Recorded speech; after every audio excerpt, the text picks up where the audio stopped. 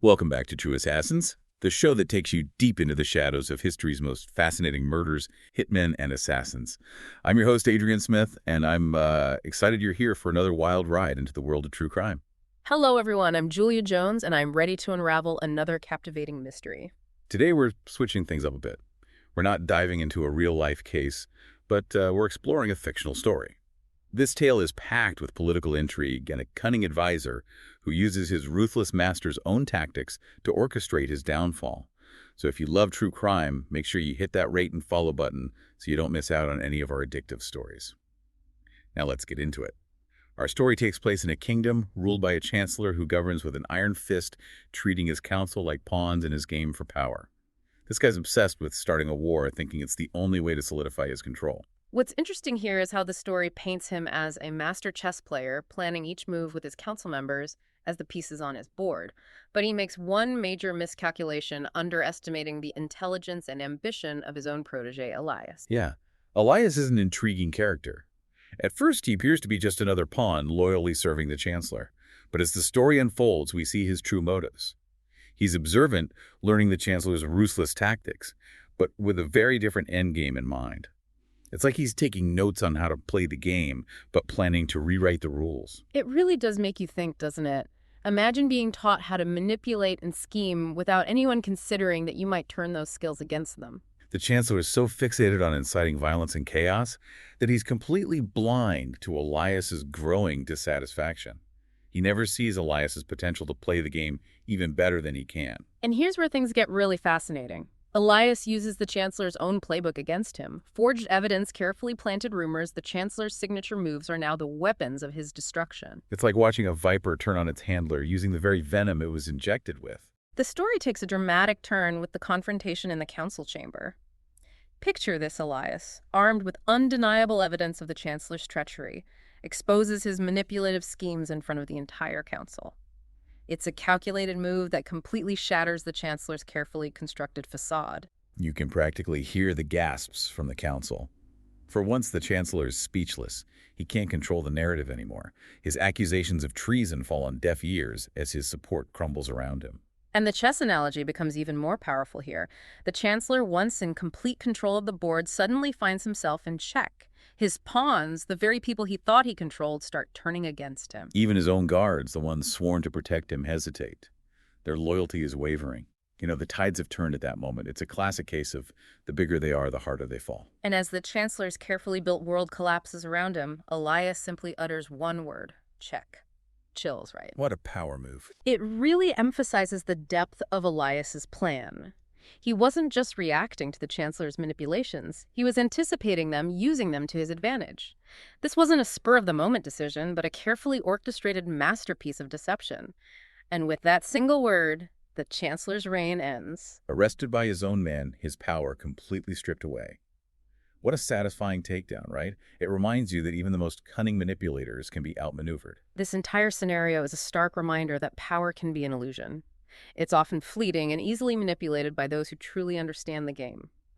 But the story doesn't end there. The Chancellor may be gone, but the consequences of his actions are still very real. We're left with a kingdom on the brink of war, a conflict fueled by the very manipulations that brought the Chancellor to power. And now Elias has to deal with the fallout. Welcome back to True Assassins. We left off with our cunning advisor Elias having successfully orchestrated the downfall of his power-hungry mentor, the Chancellor, but now he faces a whole new set of challenges. That's right. The Chancellor might be behind bars, arrested by his own guard, but the threat of war he manufactured is still looming over the kingdom. Elias is basically left holding the pieces of a kingdom that's falling apart, dealing with the consequences of the Chancellor's manipulative schemes.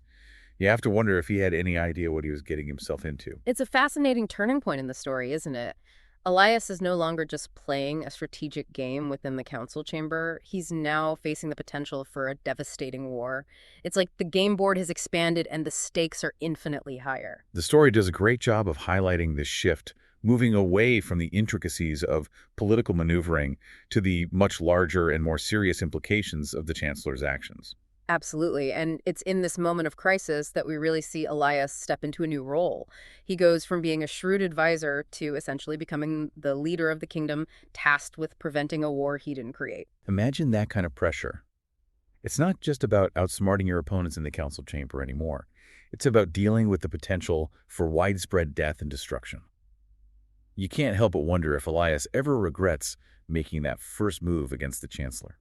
It's a classic hero's journey, wouldn't you say? Elias starts as this seemingly insignificant figure, a pawn in the Chancellor's game, but through his intelligence and strategic thinking, he rises to this incredible challenge, taking on the responsibility of leadership and facing what seem like impossible odds. And you find yourself rooting for him, don't you? He's been thrust into this difficult situation by the Chancellor's ambition, and you want to see him succeed, see him find a way to bring peace to the kingdom. It's a reminder that sometimes the quietest figures are the ones with the most potential for greatness. One of the things the story does really well is highlighting the hypocrisy of the Chancellor's motivations. He justified his warmongering as a way to protect the kingdom, but in reality it was all about consolidating his own power. He used fear as a weapon to control his council, and the kingdom sound familiar. It's something we see throughout history, right? Leaders who use fear and external threats to strengthen their grip on power. Exactly, and Elias sees through that facade. He understands the true cost of war, the devastating impact it would have on the lives of everyday people. He's not interested in perpetuating that cycle of violence. So how does he navigate this incredibly complex situation? What are his first moves in trying to avert this seemingly inevitable war? This story doesn't lay out every step, but it gives us a glimpse into the challenges Elias faces. He has to contend with a divided council with lingering suspicions about his role in the Chancellor's downfall. And then there's the very real threat of an invasion from the neighboring kingdom. It's like he's playing a game of chess on multiple boards at the same time. He's trying to manage the internal politics of the kingdom while simultaneously trying to prevent a full-blown war that's a lot for one person to handle. And the story brilliantly uses that chess analogy to illustrate these complex challenges. Elias is constantly having to think several moves ahead, trying to anticipate his opponent's strategies, both within the kingdom and outside of it all, while making decisions that have huge consequences. And it's not just about strategy, it's about understanding the psychology of your opponents. What are their motivations, their fears? There's a real sense of urgency, too. He doesn't have the luxury of time to sit back and contemplate his options.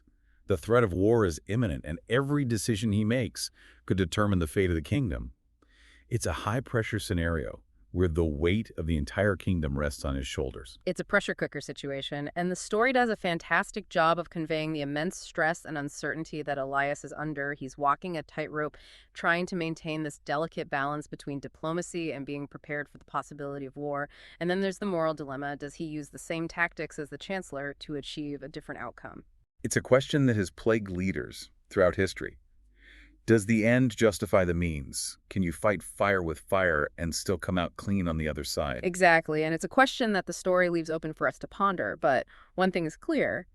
Elias is driven by a genuine desire for peace, a desire to undo the damage caused by the Chancellor's manipulation. So with all that in mind, is there any hope for a peaceful resolution? Does the story offer a glimmer of light at the end of this dark tunnel? It does, but it's not a simple answer. Remember that powerful image of the reset chessboard we talked about, the one that appears at the end of the excerpt we're discussing, suggests a fresh start, a chance to break free from the cycle of violence that's been set in motion. That image really sticks with you. It represents this possibility of a different outcome, a new game with new rules. And it's Elias who holds the key to making that new beginning a reality. He has the opportunity to change the very nature of the game to play for peace instead of for power. But it's not going to be easy. He's going to have to overcome immense challenges and make incredibly difficult choices. It sounds like the story is building towards a very tense and uncertain climax. You're left wondering if Elias can actually pull this off, if he can navigate this treacherous landscape and achieve a lasting peace. It's a nail-biter for sure. Absolutely. And in the final part of our deep dive into this fictional world, we'll explore how this all plays out. We'll delve deeper into the themes of leadership responsibility and the incredibly fragile nature of peace, especially in a world where manipulation and power struggles are the norm. Welcome back to True Assassins. We're on the edge of our seats here, ready to see how this political thriller unfolds. Chancellor's been taken down. Elias is in a precarious position, and the threat of war still hangs over the kingdom. So what happens next? The story takes an interesting turn towards hope, but it's not an easy road to peace. The author continues to use the chessboard analogy to illustrate the delicate balance Elias must strike. We've got that reset chessboard, but what are Elias's first moves? He realizes that force won't solve the underlying tensions that led to this brink of war. He needs to address the root causes of the conflict, not just react to the Chancellor's warmongering. He's not just playing the game, he's trying to change the rules altogether. So instead of trying to checkmate his opponent, he's looking for a completely different outcome. Exactly.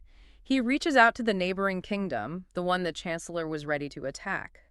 He proposes open dialogue, a chance to rebuild trust and address their grievances peacefully. It's a huge risk considering the damage the Chancellor already inflicted with his manipulation and lies. That's a bold move considering the poisoned relationship between the two kingdoms. It is, and the story doesn't shy away from the difficulties Elias faces. There's deep-seated mistrust and resentment that he needs to overcome. He has to convince them he's not just another player in the same old power game. He has to show them he's playing a different game entirely. So how does he convince them? What makes them believe he's sincere? He chooses honesty. Elias lays bare the Chancellor's schemes, exposing the manipulation and deceit that fueled the conflict. He acknowledges the pain and suffering caused by his predecessor's actions.